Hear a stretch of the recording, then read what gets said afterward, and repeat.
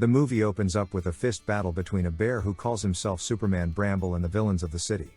After Bramble defeats the villains, another superhero bear named Briar and the kids in the city circle around him for a hug. Standing on trash cans inside a forest, Bramble continuously laughs at his hallucination of being a hero. His friends stared at him in confusion, wondering why he was so happy. Vic, a human who stays with the animal, screams out Bramble's name as he was now tired of watching Bramble daydream. Bramble falls from where he stood, landing belly flat on the pile of trash before him, while Vic scolds him for neglecting his job of cleaning up the trash. Bramble looks around and realizes he was only fantasizing. The animals were all busy preparing for an event. The human tries to get lazy Bramble to do his job on time, and so he offers to give Bramble ice cream if he finishes off his job. Bramble swiftly picks up all the trash from the floor into a basket and empties it into a trash can. Just when he was about to empty the last basket, he slips over a banana peel and falls headfirst into the trash cans, causing all the trash to spill over. The animals, who were initially amazed by his working speed, were disappointed once again. Vic scolds Bramble, but Bramble insists on getting the ice cream before working any further. Another bear named Briar walks into the scene. He tells Vic to let Bramble rest and decided to finish up Bramble's work for him. Bramble runs off excitedly to get the ice cream, but then he bumps into two animals on his way. In the next scene, multiple space vehicles move swiftly in the air, chasing a spaceship vehicle. They shoot at it continuously, but they miss. A missile is launched to finish it up, and it did, causing the vehicle to explode. A part of it falls into the forest, passing slightly above Bramble's head. It crashes into multiple trees, and just before falling on the floor, something flies out from it. Bramble fearfully hides behind trees as he tries to figure out what it wants, standing behind one of the trees. The object that flew out from the brick falls on Bramble's head, then on the floor. Bramble tiptoes towards it and then he picks it up. He looks at it and wonders if it was a metal fruit. He pulls it very close to his face. His eyes activate the optical recognition and his brain experiences a shock. He throws it to the floor, but it already opened up. Bramble spews out words of high knowledge. When he realizes this, he covers his mouth and runs back to his home in fear. As he returned home, a cat comes out from the vehicle that fell to the ground. Bramble ran into Vic's home and then locked the door. He reaches for the ice cream in the fridge, and as he sat to eat it, the cat sneaked in through the window. Everywhere went dark and Bramble shivered in fear. The cat stands on the table and places his finger on Bramble's forehead. He confirms that what he was looking for was really with Bramble. He tries taking Bramble with him, but Bramble puts up a fight and then he escapes outside.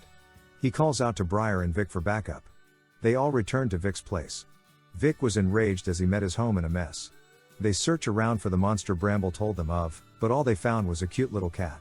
Bramble tells them the cat was the monster, but they threw him outside instead. Bramble tries to explain to them that Abby was a bad cat, but they didn't believe him. Abby does all he could to frustrate Bramble to get him to come with him, but Bramble refuses and puts up with Abby's axe instead. The others head to town, but Bramble decided to stay back in the forest with Abby. The second the others left, Bramble requests a duel from Abby and Abby gladly accepted. Just before their fight, a tiny drone arrives. Abby destroys it, and after that, spaceships arrive with the humans who chased after Abby earlier inside of it. They tried to capture Abby and Bramble, but Abby fights them all off and saves Bramble too. Bramble asks Abby for his real identity, and Abby explains to him that he isn't from the Earth and cannot return because his ship was damaged. He tells Bramble that the humans will continue coming back until they get what they want. Abby tells Bramble that if he doesn't help him, the humans will keep returning for him, and if they meet his friends they will kill them all, and this convinces Bramble to help him. Abby shows Bramble what his ship looks like and tells her to focus his mind on it and locate it. Bramble does that and he sees the ship in the trunk of a car passing by. They quickly run after the car, unknown to them.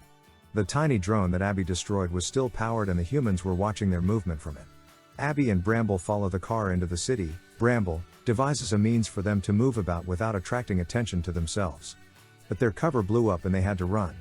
Abby, feeling impatient and stubborn, chases his ship and then gets into police trouble. Bramble rescues him right in time, and as they run, Bramble sees the other guys walking out from a store. Briar and Vic decided to run after them. Bramble and Abby follow the trunk into the forest where they scrap metals. After loading the ship on the scrap machine, the scrappers left it to check out their lottery tickets. Bramble and Abby immediately turn off the machine. They enter the ship and Abby asks Bramble to use his brain and turn on the ship. Bramble struggles with it and close to achieving it. The scrappers arrive and turn the scrap machine back on. This affects Bramble's focus. Abby leaves the ship and takes care of the humans. He tries to turn the scarf machine off, but he accidentally breaks the handle. He holds onto the ship with his strength, but it wasn't enough. But the ship was very close to falling inside the scrap, when Bramble finally succeeds in turning on the ship and getting it to fly. The ship lands on the rooftop of a building and Abby gives Bramble a hologram of him telling the truth so Bramble can show it to the others and explain to them that he wasn't the bad person. Abby stayed behind to guard the ship. Bramble hid behind a wall in the alley, fantasizing about the reaction of his friends, but then he overheard them talking about how much trouble he is to everyone. This breaks Bramble's heart, so he leaves without even explaining to them. Abby sat inside the ship and watches a video of a kitten with its parents with tears in his eyes. He quickly turns off the hologram when he hears a squeaky noise outside.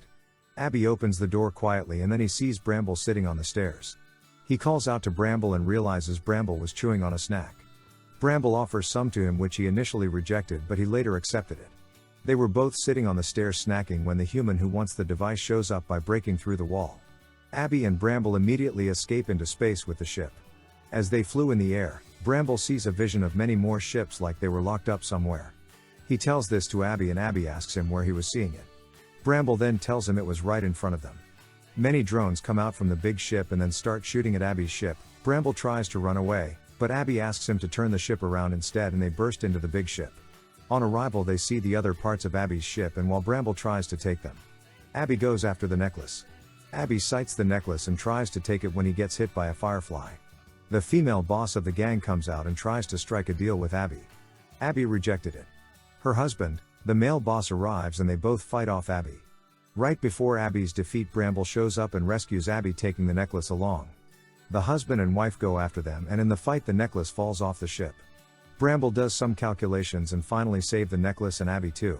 The female boss orders over missiles to attack Abby's ship, so Abby tells Bramble to take the ship high into space while the missiles got a point. As they pursued the ship, it freezes and falls back to Earth. They all land in the junkyard where the scrappers scrap out metals. One of the scrappers hits a missile and it explodes, causing the others to explode as well. Back in space, Bramble and Abby had fun moving around without gravity. They played with the environment until they got tired. They sat down staring at Earth and Bramble asked Abby why he was back on Earth. Abby explains to Bramble that he was initially born on the Earth, but after a terrible fate befell his species. A number of them died while only a few survived. He tells Bramble that he lost contact with the others and had been alone for a long time. Bramble hugs Abby as he wasn't sure of what he was to tell him. Abby found a motivation to look for his parents again and not give up. Bramble asks Abby where the search was to begin from and Abby tells him to go to the South Pole. The humans abducted Bramble's family and told them lies about Abby just to get them to be on their side. They arrived at the South Pole where Abby and his family, an entire clan, lived in the past.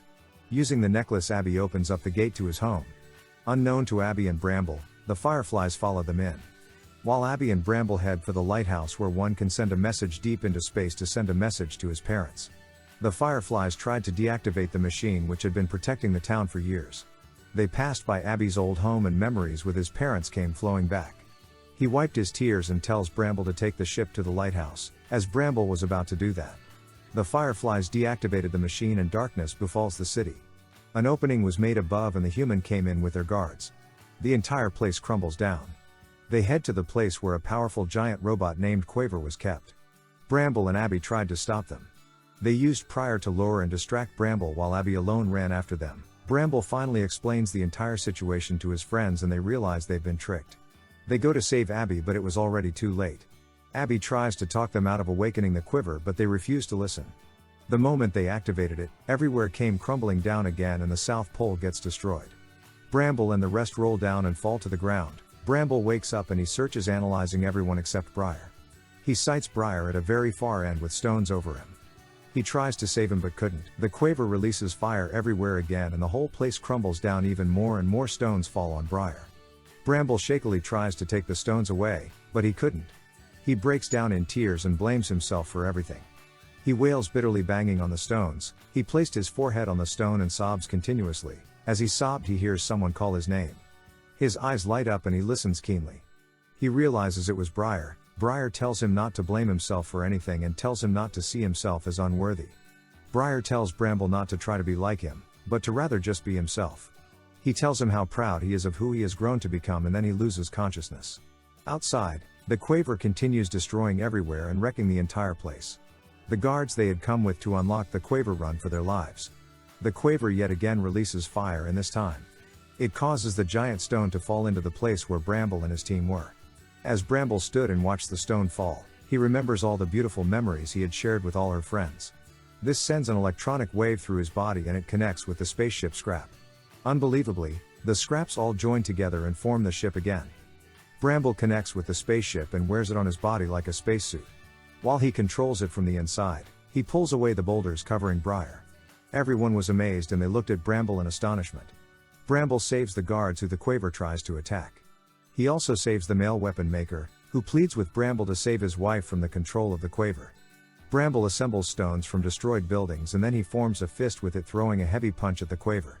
He moves swiftly on the Quaver's body and then using more stones he forms an even bigger fist which he uses to throw an even bigger punch at the Quaver's face. He attacks the head and then gives it a punch from the jaw, throwing it off the floor. Bramble was excited about his incoming victory.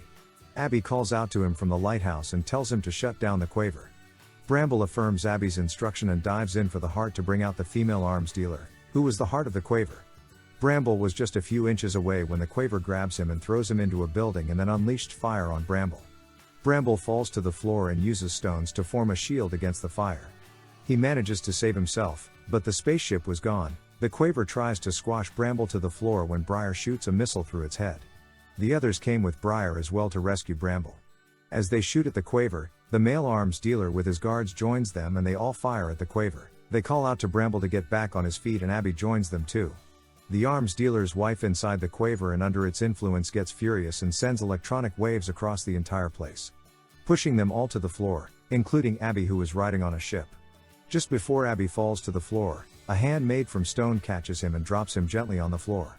Bramble had assembled stones and formed a giant-sized stone suit that was the same height as the Quaver. He matches the Quaver for a battle, facing the Quaver. They both throw a punch at each other at the same time. But Bramble was stronger, filled with rage. He furiously throws a final punch at the Quaver and this takes the Quaver to the floor. The Quaver sends fire to Bramble but Bramble blocks it with his stone hand and moves even closer to the Quaver. He sends another punch to the Quaver and pulls it off the floor, grabbing the head. He pushes a lot of energy into his fist and gets ready to send in another punch. He aims for the heart, but just before he reaches there he saw the memories the female arms dealer and he frees his fist.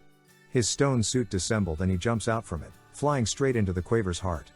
He pushes her out and as she fell to the floor, her sad memories of being abandoned by her mother and rejected by people flashes before her.